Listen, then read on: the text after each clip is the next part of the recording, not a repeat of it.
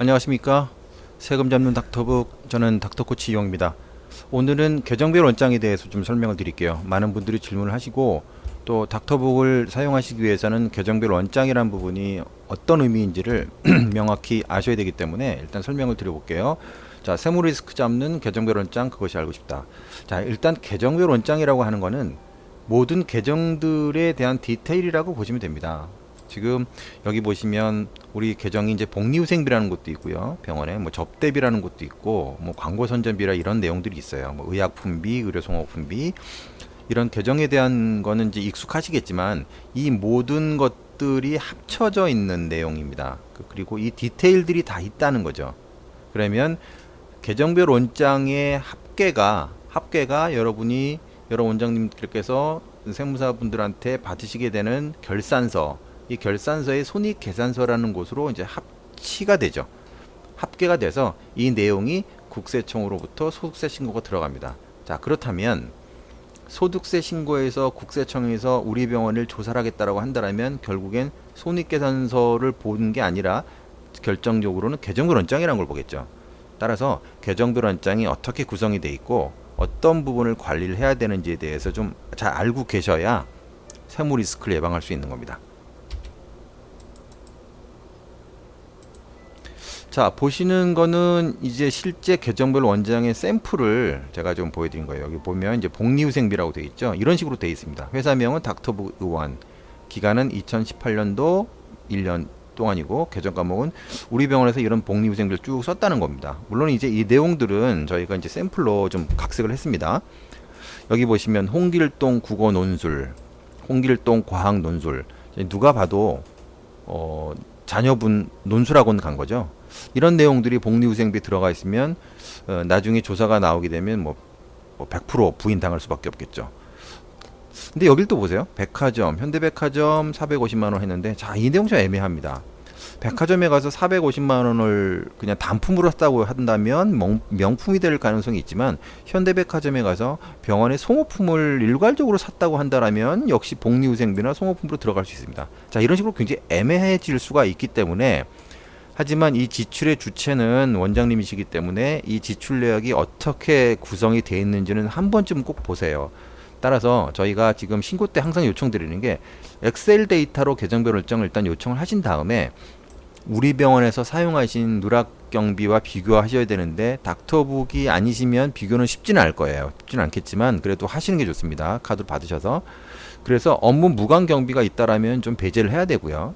그 다음에 우리는 지출을 했는데 그 반영이 안 된 내용들은 또 추가를 해야 되겠죠. 그래서 이 계정별 원장을 신고 들어가기 전에, 소득세 신고 전에 최소한 2주 전까지는 점검을 하셔서 어떤 부족분이나 조정할 부분을 이제 세무 담당자에게 요청을 하셔야 됩니다.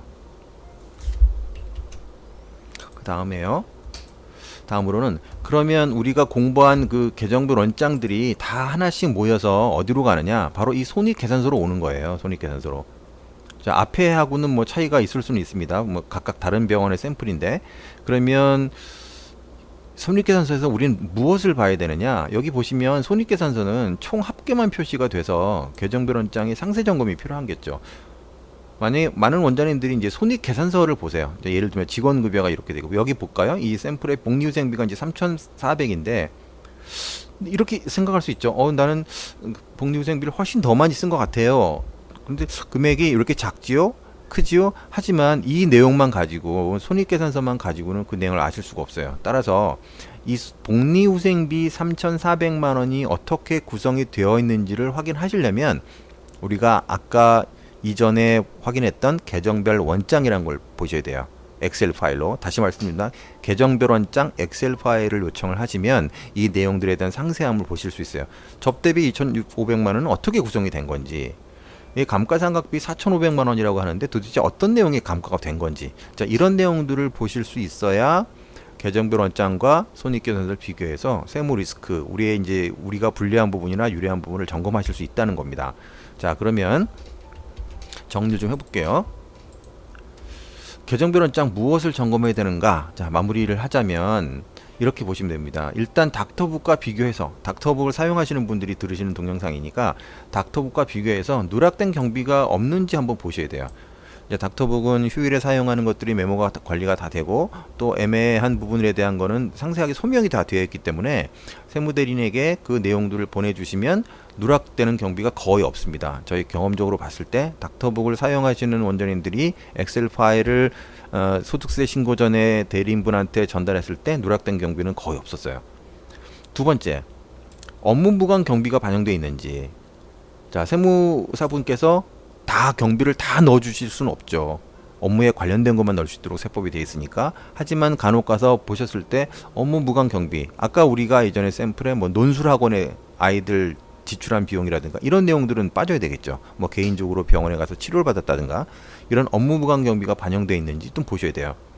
그 다음에 이제 세 번째는 각 계정별로 과다한 계정은 없는가. 이 부분은 자, 이렇게 말씀드리고 싶습니다. 닥터북에는 이제 경비 예산 목표 관리라는 기능들이 있는데, 그 기능은 매출액 대비 각 계정 과목별로 얼마 정도의 그 지출 비율이 적정한가에 대한 내용들이 좀 들어가 있습니다.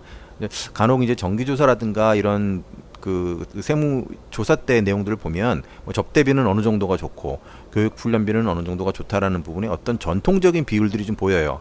그래서 우리가 계정 과목과 손익계산서가 구성이 됐을 때 과다하게 들어가 있지는 않은지 그 내용들을 좀 보라는 거죠. 물론 뭐 이쪽에 들어가 있든 저쪽에 들어가든 경비는 마찬가지인데, 이왕이면 그래도 세무 당국에서 좀 선호하는 비율을 정리하시는 게 좋을 거라고 봅니다. 자, 오늘은 계정별 원장을 어떤 것을 점검해야 되고 계정별 원장이 의미하는 것이 무엇인지 그 내용에 대해서 알아봤습니다. 자, 다음 시간에 또 좋은 교육으로 뵙도록 하겠습니다. 감사합니다.